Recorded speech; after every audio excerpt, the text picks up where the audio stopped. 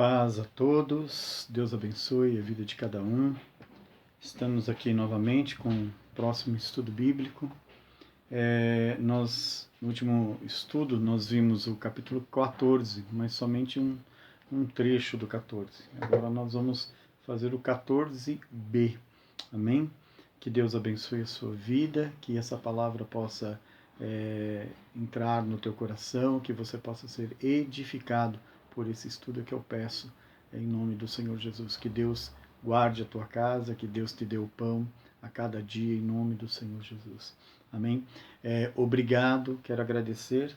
No último envio do estudo bíblico, eu pedi para que as pessoas pudessem escrever as sugestões, né? O que estavam achando do estudo bíblico, e foi bem produtivo, né? As coisas que escreveram. Então agradeço, né, os testemunhos. Teve gente que deu testemunho, teve gente que escreveu textos longos, né? Então glória a Deus pela vida de você que está aí firme, forte, sabendo aproveitar esse tempo de estudo bíblico, tá bom? Eu vou tentar fazer essa parte B de Gênesis 14, eu vou tentar fazer num vídeo só, mas eu vou ficar ligado aqui para saber se o tempo não for muito, aí o vídeo não for muito comprido. Se eu ver que o vídeo está comprido, eu divido também numa outra parte, tá bom? Então no último estudo a gente viu no capítulo 14, do versículo 1 até o versículo 17, né? E propositalmente, né, eu deixei o versículo 18 até o 24 para esse vídeo aqui separado, até para não cansar também, né, fazer vídeos longos, tudo. Então eu estou preferindo fazer uns vídeos mais curtinhos para o pessoal poder aproveitar melhor, tá? Vai dando as suas dicas, vai me ajudando a melhorar aqui, tá bom? Então a gente sabe que Ló, ele foi levado cativo, né? Foi levado como escravo, e que Abraão, né, o seu tio, ele levanta 318 homens para resgatar o seu sobrinho e a sua família, né? Foi levado tudo, né? Foi levado a família, foi levado seus pertences, tudo, né? Então Abraão, ele levanta 318 homens, a gente já viu isso no outro estudo, e vai lá guerrear para tomar de volta, né, o seu sobrinho, a sua família, a sua casa lá. E vai guerrear lá e traz de volta o seu sobrinho. Livra, né, daquele rei, lembra o nomezinho complicado, né? Kedorlaomer, Kedorlaomer e os seus aliados lá. E aqui então começa o versículo 18, quando Abraão está de volta dessa guerra. Ele foi lá para livrar o seu sobrinho, venceu a guerra, né, tendo vencido lá, ele volta. Quando ele volta, ele vai ao encontro de um homem chamado Melquisedeque. Melquisedeque. E nessa passagem que a gente vai iniciar agora, eu quero tratar de duas questões. Vou tentar tratar as duas neste vídeo, né? E se ele não ficar muito longo. Então, duas questões. A primeira eu quero falar então desse Melquisedeque. Então, quem é esse Melquisedeque? Uma coisa que eu gostaria que você fizesse, já como lição de casa, é que você lesse lá em Hebreus 7:2, ok? Melquisedeque quer dizer rei da justiça, era rei de Salém, rei da justiça, e era rei de Salém. O que significa Salém? Salém significa paz, uma provável, uma possível Jerusalém, né? Qual era a função de Melquisedeque? Ele era sacerdote, e a Bíblia diz que ele era sacerdote do Deus Altíssimo, né? E interessante, né, que ele era cananeu, como Jó, não era israelita, né? Mas era servo do Senhor. Então Melquisedeque, ele recebe Abraão depois da guerra e apresenta para o Abrão, que ainda é Abrão, né, o pão e o vinho, né? E Melquisedeque abençoa Abraão. E ele refere-se a Deus como Deus Altíssimo, soberano Senhor, El Elyon. Olha só, El Elyon, né? Soberano Senhor. Abrão entrega ao sacerdote a 10ª parte dos despojos que havia conquistado na guerra, né? Então lá em Hebreus 7:2, que você vai anotar, anota o versículo 4 também, que fala a respeito disso. Outra referência a Melquisedeque é o Salmo 110, versículo 4, um rei davídico que é aclamado por juramento divino como sacerdote para sempre. Então, segundo a ordem de Melquisedeque. Quando Davi conquista Jerusalém, né, e Jesus, sendo o Messias da descendência de Davi, ele é o referido sacerdote para sempre, segundo a ordem de Melquisedeque. Então, Melquisedeque é um sacerdote que recebe Abraão, entrega a ele o pão, entrega a ele o vinho, né?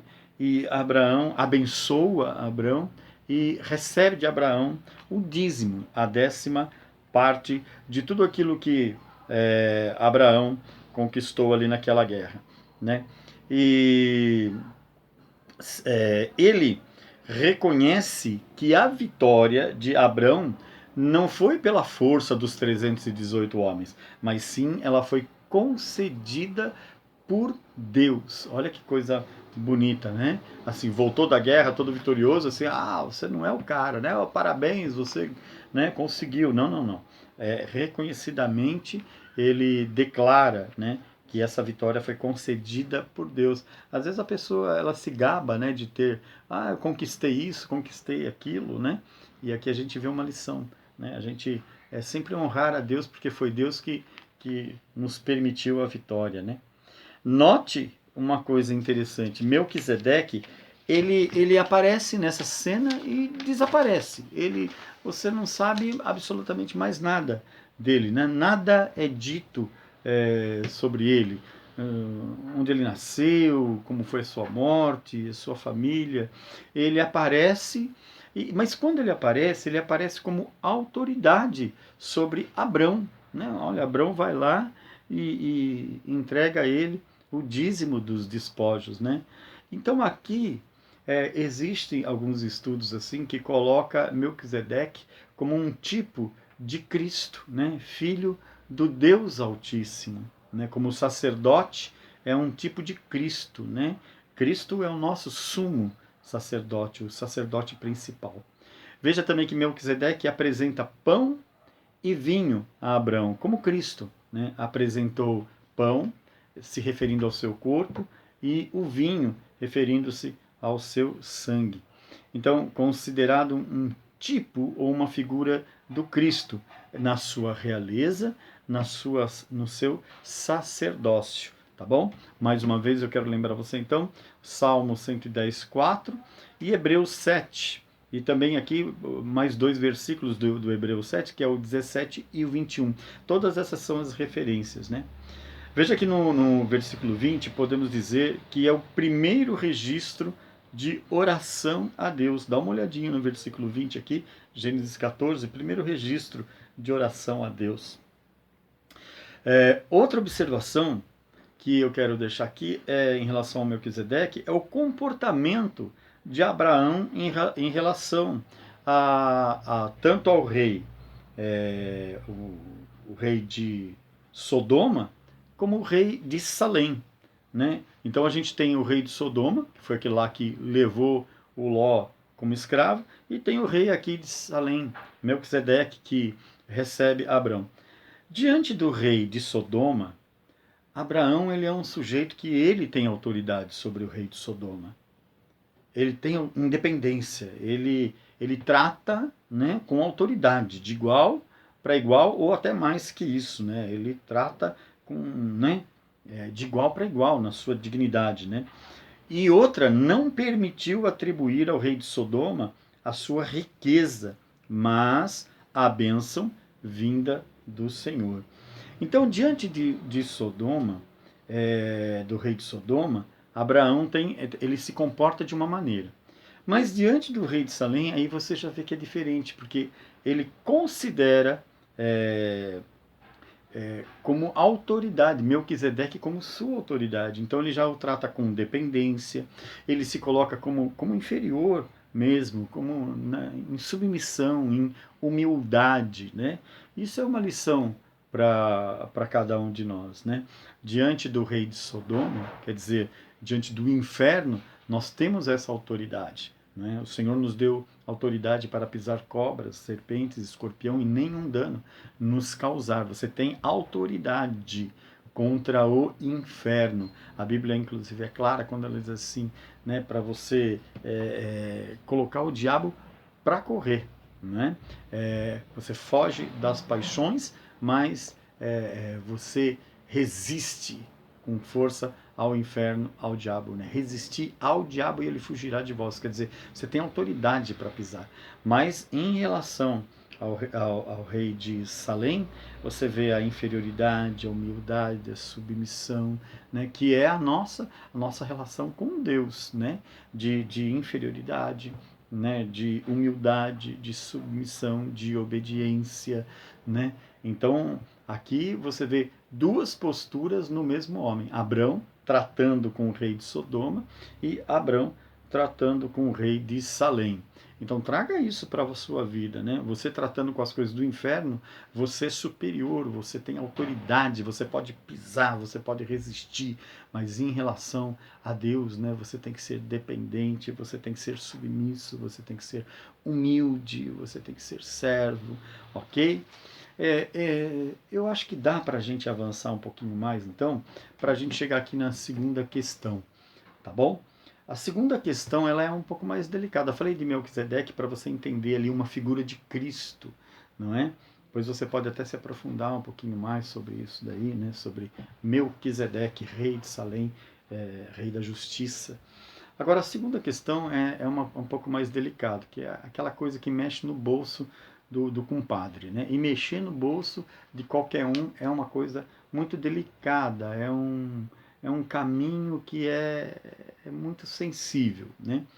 E aqui então a gente vê que é a primeira vez que aparece o dízimo, que ele é mencionado, né? Lá na frente, 430 anos depois, ele vai aparecer como lei, né? Lá em Moisés ele vai se tornar lei, mas aqui não, aqui é bem antes de Moisés, é bem antes da lei, mas já se refere ao dízimo. E outra coisa que eu quero que você saiba é que dízimo não é uma coisa só do povo de Deus, era uma prática entre povos antigos, ok? Não era só referente ao povo hebreu, não. Nessa época aqui, especificamente, que ainda não é a lei, ele é uma coisa ainda voluntária, ok? Então depois você dá uma olhadinha lá, quero que você leia também. Números, esse não precisa anotar como lição não, mas dá uma lida em Números 18, 21 até o 24, Deuteronômio capítulo 14, 22 e Deuteronômio 26, 12. Dá uma lida nessas passagens, né? Porque aí lá na frente, na lei, ele vai se tornar o quê? Mandamento. Está lá em Levítico 27, 30 e Malaquias também 3:10, que a gente sempre está lendo, né? Quais são os propósitos do dízimo aqui? Primeiro, aqui já na época da lei, ele era o sustento dos levitas. Os levitas não tinham meios de renda nem herança, né? Então ele é o sustento dos levitas, lá em Números 18, do 21 até o 24. Quem são os levitas? Aqui eu quero fazer só um parênteses, né, que a gente acha que levita é quem toca e quem canta. Não. Levita é todo aquele que tem um serviço na igreja. Diácono é um levita, o tesoureiro é um levita. Levita é que faz parte da tribo de Levi, que foi uma tribo separada para o serviço. Então, o diácono, ele é um levita. O tesoureiro da igreja, o sujeito que lá administra, que faz os relatórios, ele é um levita. Então, levita não é só aquele que toca, não. Tem muita gente que fala, o que você faz na igreja? Eu sou levita, né? Porque ele toca. Então, nada disso, ok? Levita, ele abrange muitas funções dentro da igreja, ok? Então, primeira coisa era o sustento dos levitas. Os dízimos serviam para sustentar os levitas. 2, dízimos, dos dízimos eram entregues para o sacerdote, para os sacerdotes, aqueles que tinham os ofícios, dízimo dos dízimos. 3. Dízimo dos dízimos a cada 3 anos era dado para os pobres e era dado para os ministros, para quem ministrava, ok? Outra quarta coisa, suprir as necessidades da casa de Deus. E quinto lugar, não menos, né? Mas o dízimo servia para honrar a Deus. O dízimo, ele não pertence à pessoa que dá, ele pertence a Deus. Então a Bíblia deixa claro isso, que o dízimo não é da pessoa, né? Eu estou dando o dízimo. Não, você não está dando, você está devolvendo. Né? É a mesma coisa, você pega um livro, né, com uma pessoa. Aí você vai lá na casa do Zé lá, pega um livro e depois de um tempo você chega e fala assim, ô Zé, quero te dar um livro. Aí você dá o livro que é dele. Você não está dando para ele, você está devolvendo. Então, dízimo, a gente não paga o dízimo. Dízimo, a gente não dá, a gente devolve. Eu, particularmente, não gosto de usar essas palavras. Você vai encontrar muita gente dizendo assim, né? Pagar o dízimo. Não tem problema. Você está entendendo o que ela está querendo dizer. Né? Eu gosto da palavra devolver. Dar o dízimo também não gosto. Mas isso é particular. Dar o dízimo. Né? Outra coisa que eu também não gosto, que também é particular, é usar a palavra dizimar. Né? Tentar fazer do dízimo um verbo, dizimar, que seria entregar o dízimo. Não, dizimar é destruir. Né? Olha lá no dicionário que dizimar não tem nada a ver com entregar o dízimo. Ok? Eu também não uso essa palavra, vamos dizimar. Né? Não, vamos destruir nada. Né? Se for para destruir, tem que destruir o inferno, o capeta. No Novo Testamento é citado por Cristo. Então eu gostaria que eu pedi para você escrever lá na frente, lá em Hebreus 7, lá, escreve também Mateus 23, 23, escreve lá no caderninho que você está copiando, e Lucas 11, 42, tá bom? Paulo também fala e ensina em Romanos 2, 22, Gálatas 6, 6, e você pode escrever esses versículos todos, tá bom? Mateus 23, 23, Lucas 11, 42, Romanos 2, 22, Gálatas 6, 6. Né? E aqui a Bíblia coloca como prova de obediência, certo? O dízimo nessa época era requerido também da semente da terra, porque tinha a troca, o dinheiro, né? Não existia como moeda somente, né? Mas também os frutos da terra, o rebanho, os animais. Né? Então o pessoal tinha colheita, a 10ª parte da colheita, né? Pegava a 10ª parte e entregava como dízimo. Né? Com os animais, como que era feito? É interessante com os animais. Os animais era o seguinte, fazia passar todos os animais. Tam, tam, tam, tam, tam, tam, tam, tam. Quando passava um, passava dois, passava três, deixava os animais passar um a um. Quando chegava no 10º animal, esse daqui separava para devolver como dízimo. Por que fazia isso? Para que a pessoa não caísse na tentação de escolher qual animal. Lembra de Jesus entrando no templo, chutando lá tudo, aquele negócio todo lá? E por quê? Porque o pessoal ia para o culto e o que acontecia? Eles sabiam que tinham que levar uma oferta, um animal, alguma coisa assim, um pardal, seja lá o que for, que animal que for. Só que um pessoal começou a ver que tinha muita gente que esquecia, né? Você já foi para a igreja e esqueceu de levar a oferta, né? Durante a semana não pensou nisso e chegou lá. Agora é a hora da oferta, botou a mão no bolso, cadê a carteira, cadê o bolso? E não entregou. Né? Tinha gente que fazia isso e o pessoal começou a aproveitar, falou o seguinte, né? Eu vou começar a vender uns bichos aqui na frente do templo, porque se o cara esquecer, eu pego e vendo para ele, né? E o cara todo mundo já foi se acomodando, né? Eu não vou levar, não. Chega lá, eu compro um pardal, compro sei lá o que lá, um bicho lá e entrego como oferta. Começaram a avacalhar com a bexiga, né? E o que acontece? O cara que vai vender, ele não vai vender o melhor. Ele vai vender o que tem o pior. Então vai pegar o pardal lá que tem a asa quebrada, cego, que mudo, que não faz nada, e é o pior que ele tem lá e vai vender caro, porque o tonto lá esqueceu de levar a oferta. E o sujeito chega lá para não passar carão, né? Agora é hora da oferta, cadê? Não tem. Agora eu preciso. Não, não tem. Então, né? É, aí Jesus ele chega o quê? Ele chega virando a mesa, né? Ele já chega dando chicotada, ele já sai, né? A gente sempre fala de Jesus assim, oh, amoroso Deus, Deus de amor, né? Dá umas burdoadas de vez em quando, né? Quando chamava de hipócrita, quando chamava de, né? Quando falava para os pessoal lá que os escribas, não lestes? Isso daí é uma patada no meio da ideia do sujeito, viu, irmão? Falar isso daí pro cara que só ficava lendo o dia inteiro. Assim, você não leu não, ô Zé? Tava fazendo o que lá com os olhos grudados na Bíblia? Tava dormindo de olho aberto? Então, a gente vê Jesus aí. É sempre bom lembrar que Deus é bom, que Deus é maravilhoso, mas que Deus também ele é juiz, né? Que ele também tem o seu juízo, né? E isso é importante a gente sempre lembrar. É, no caso da safra, o agricultor poderia oferecer também dinheiro, né? Às vezes não dava para o cara, mas aí ele deveria adicionar um quinto do valor, né? Um quinto seria então 20%, tá certo? Para que a distância de onde entregar pudesse causar danos aos cereais, então ele levava em dinheiro. Ah, então vamos falar um pouquinho a respeito do dízimo aqui que aparece aqui como a primeira vez. Então, sem dúvida é um princípio bíblico, está na Bíblia. Mas alguns podem dizer o seguinte: ah, mas isso é do Antigo Testamento. Não, Jesus também ele fala do dízimo.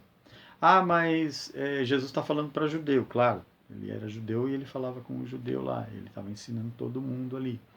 Ah, mas aqui não é da lei. Abraão já é antes da lei. O que acontece, irmãos, é o seguinte: o que acontece é que quem é tocado a devolver o dízimo não tem muita discussão. Mas quem quer resistir a isso vai ficar procurando argumento o tempo todo. Né? Ah, por causa disso, por causa daquilo. Né? Tem gente que acha. Uma vez eu fui. Eu fazia um culto lá no Extra de São Bernardo, ali no Anchieta. Depois fechava uma loja, a gente ia para uma praça de alimentação fazer um culto lá. E uma pessoa, Daniela, o nome dela, ela achava que o dízimo era dado para o pastor, né? Que assim, o dízimo era dado para o pastor. Não, o dízimo é da igreja. Quem administra é a igreja, para as necessidades da igreja. Mas é muito polêmico isso, porque a gente vê algumas coisas assim meio que absurdas, né? A gente entende que já mexer em dinheiro já é uma coisa delicada. Imagina com gente fazendo coisa que não deve. Então, uma coisa que eu acho interessante, por exemplo, primeiro que é um princípio da Bíblia. Ok. Uma coisa que eu acho legal é que ele é igual. Ele é igual para todo mundo e ele é igual em todo o tempo. O que eu quero dizer com isso? Eu quero dizer que ele é igual para mim e ele é igual para você. Ah, mas eu não ganho a mesma coisa que você. Você ganha muito mais que eu. Amém? Diga amém. Glória a Deus. Né?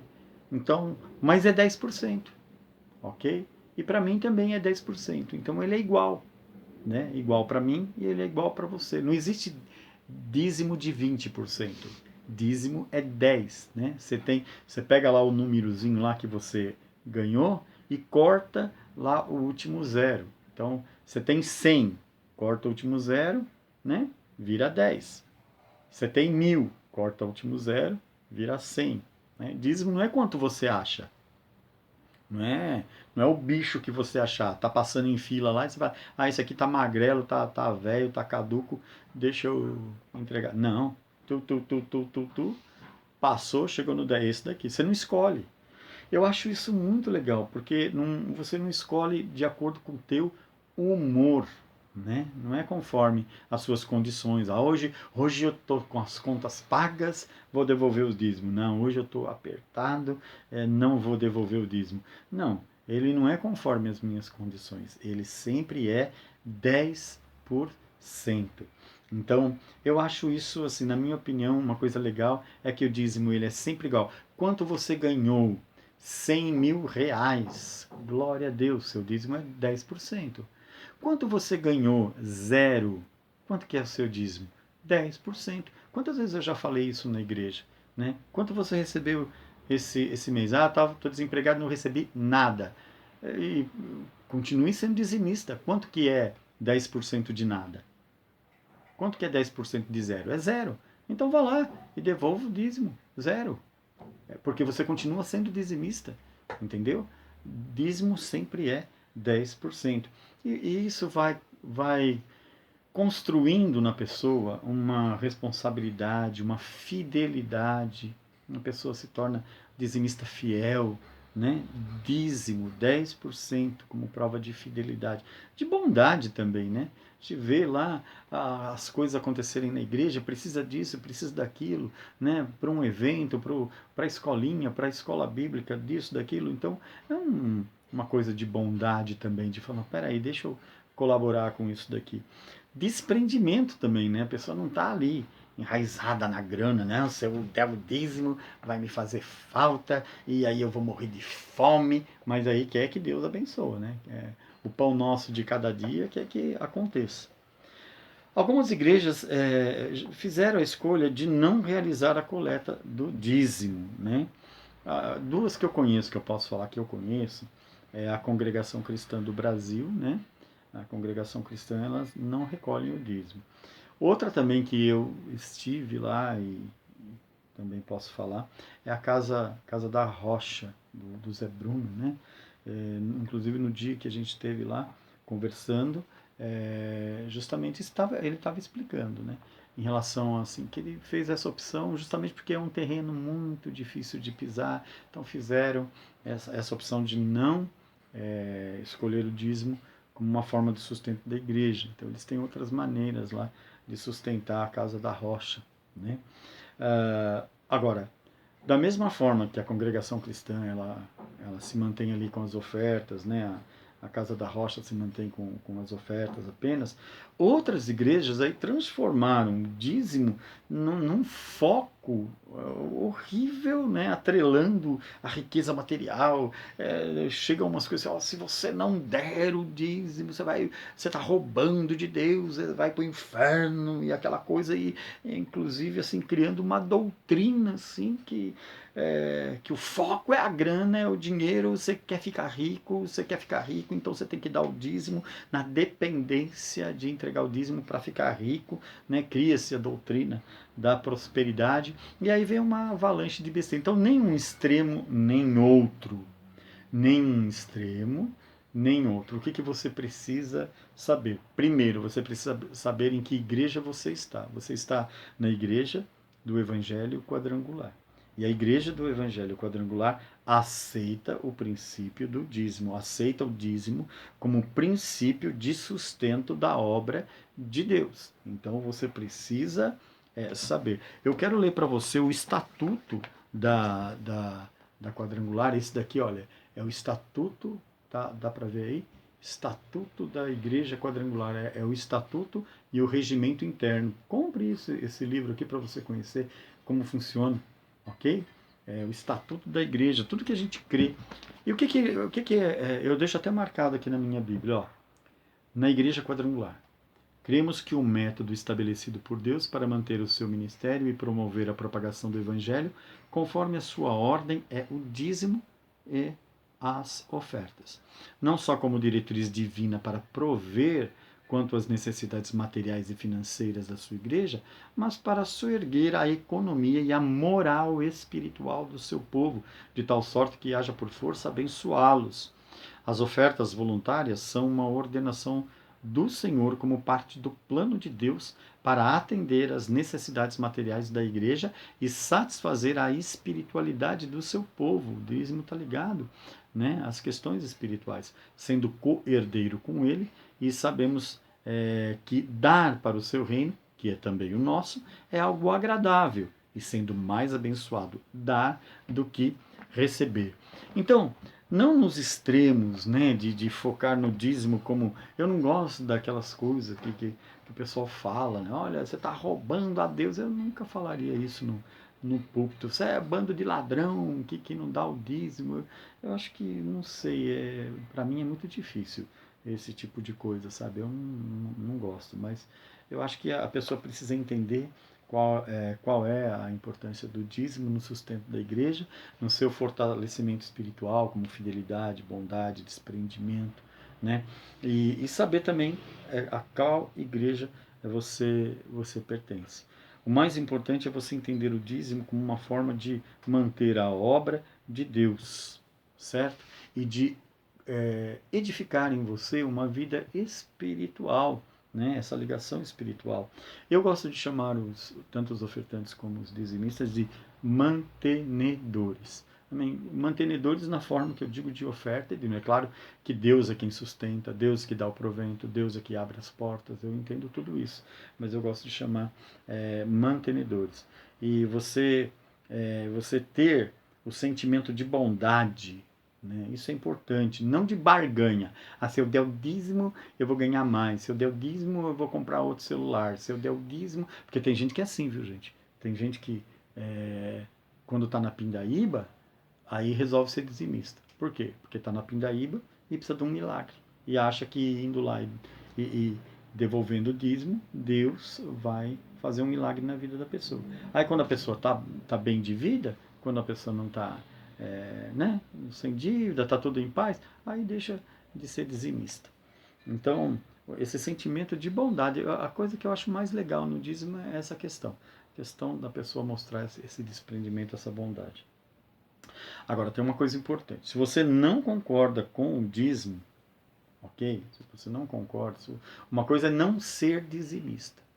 Deus ainda não tocou no teu coração, você não aprendeu sobre isso, ainda tem um peso, um fardo quando se fala isso, uma coisa. Agora, ser contra o dízimo, eu vou ser sincero e vou ser verdadeiro com você.